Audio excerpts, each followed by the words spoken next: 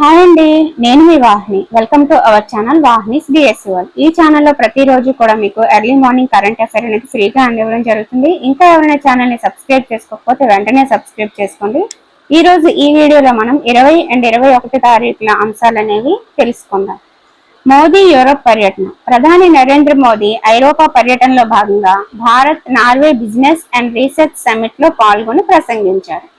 Italy ప్రధాని Georgia మెలోనీతో ద్వైపాక్షిక చర్చలను కూడా జరిపారు. ఆసియా వెయిట్ లిఫ్టింగ్ ఛాంపియన్షిప్ అనేది ఇంతకు ముందు మనం తెలుసుకున్నాం కదా. సో ఒక్కొక్కటి విడివిడిగా ఎవరికి ఏ పథకాలు వచ్చాయో తెలుసుకుందాం. ఇప్పుడు మొత్తం ఎన్ని పథకాలు, ఎక్కడ జరిగింది, ఎప్పుడు జరిగింది, ఏంటనేది ఇప్పుడు క్లియర్ గా తెలుసుకుందాం. 2026 మే 10 నుంచి 17వ తారీఖు వరకు భారతదేశంలోని గాంధీనగర్ లో ఆసియా వెయిట్ లిఫ్టింగ్ ఛాంపియన్షిప్స్ జరిగాయి. ఈ పోటీలలో ఇండియా అద్భుత ప్రతిభ కనబరిచి మహిళల విభాగంలో 3వ స్థానంలో నిలిచింది. పురుషుల టీమ్ స్టాండింగ్ లో 5వ స్థానంలో నిలిచింది.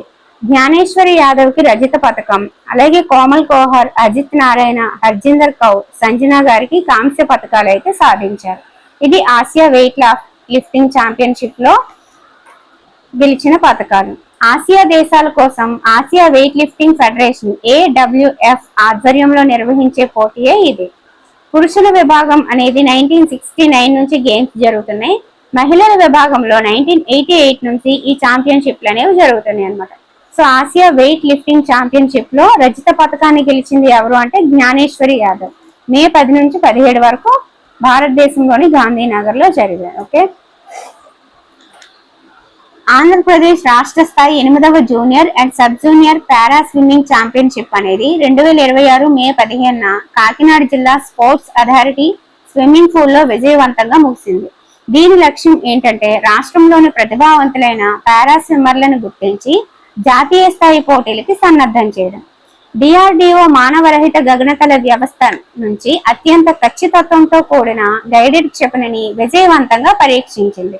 Unmanned aerial vehicle launched precision guided missile ULPGM V3 అనే అస్త్రాన్ని కర్నూలులో ఉన్న DRDO పరీక్షా కేంద్రం నుంచి ప్రయోగించింది. ఇందులో నింగి నుంచి నేల, నింగి నుంచి నింగిలోని లక్ష్యాలను ఛేదించే వర్షన్ని పరీక్షించి చూశారు. ఇది నేల మీదన్న యుద్ధ ట్యాంకులు, ఆకాశంలోని డ్రోన్లు, హెలికాప్టర్లను నేలకూల్చే సామర్థ్యాన్ని చాటింది. సూర్యాస్త్ర అనేది భారతదేశపు మొదటి స్వదేశీ తయారీ సార్వత్రిక బహుళ క్యాలిబర్ రాకెట్ లాంచర్. దీనిని పూణేకి చెందిన నిబే లిమిటెడ్ అనే ప్రైవేట్ రక్షణ రంగ సంస్థ అభివృద్ధి చేసింది. ఒడిశాలోని చాందీపూర్ లో నిర్వహించిన పరీక్షలు విజయవంతమయ్యాయి. ఈ ప్రయోగంలో 2 రాకెట్లు అత్యంత ఖచ్చితత్వంతో నిర్దిష్ట లక్ష్యాలను ధ్వంసం చేశాయి. ఇది ఉపరితలం నుండి ఉపరితలానికి 150 కిలోమీటర్లు మరియు 300 కిలోమీటర్ల దూరంలోని లక్ష్యాల్ని అత్యంత ఖచ్చితత్వంతో ఛేదించగలదు. ఈ సూర్యాస్త్ర లక్ష్యాలు ఏంటంటే శత్రు భూభాగంలోని కమాండ్ సెంటర్లు, రాడార్ కేంద్రాలు, బంకర్లు మరియు లాజిస్టిక్ హబ్లపై ఖచ్చితమైన దాడులు చేయడానికి ఇది ఉపయోగపడుతుంది. నరేంద్ర మోదీ 5 దేశాల పర్యటనలో భాగంగా చివరి దశగా ఇటలీ పర్యటన పూర్తి చేసుకున్నారు కదా. ఇటలీ ప్రధానమంత్రి జార్జియా మెలోనీతో PM మోదీ సమావేశమయ్యారు.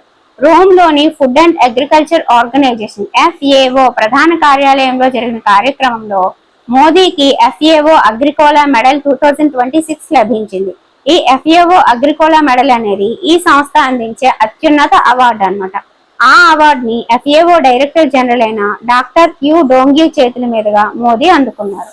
సో 20-21 తారీఖుల్లో జరిగిన అంశాలన్నింటినీ కూడా మనం క్లియర్ గా తెలుసుకున్నాము. సో ఇంకా ఎవరైనా ఛానల్ ని సబ్స్క్రైబ్ చేసుకోకపోతే వెంటనే సబ్స్క్రైబ్ చేసుకొని మనం నవంబర్ నుంచి డైలీ క్లాసెస్ అనేవి చేస్తున్నాము. అలాగే నవంబర్, డిసెంబర్, జనవరి, ఫిబ్రవరి, మార్చ్, ఏప్రిల్, ఇప్పుడు జరుగుతున్న మే, దీనికి సంబంధించిన PDF అనేది అవైలబుల్ గా ఉంది. అలాగే మే కోసం ఒక వాట్సాప్ గ్రూప్ కూడా ఉంది.